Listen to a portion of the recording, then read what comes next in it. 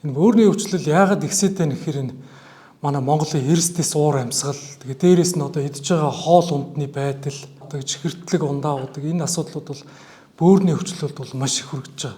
Голцоо мэдэх, голлох нэг юм 3 шинж тэмдэг байна. Нуруугаар өвдөх, за дээрэс нь шээс хөөстэй юм гарах, шээсний өнгө өөрчлөгдөх, за шээсний үнэр өөрчлөгдөх гэсэн ийм асуудлууд.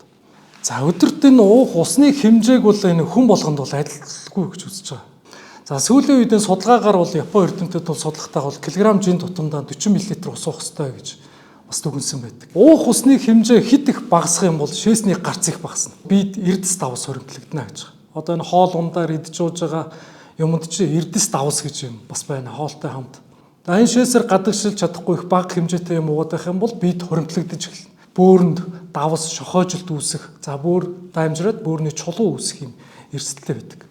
За эсвэл хидэх ус уугаад байх юм бол яах юм бэ гэвэл одоо хүний биед хаван хоригдлогдно гэж байгаа. Тэгэхээр бөөр бол усан махбодтой хүүтэй эрэхтэй юм чинь аль болох халуун бүлээн дулаан орчинд хүн амьдарч явах хэрэгтэй. Хүүтний хулирал эхэлж байгаа энэ үед бол бөөрөө дааруулснаас болоод бөөрийн өвчлөл бол маш их үүсдэг.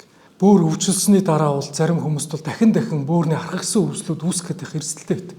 Тийм учраас эрдэс давс нөхөх, уураг амь тэжээл нөхөх ийм юмнуудыг бас давхар хэрэгжилж явах нэг зөв.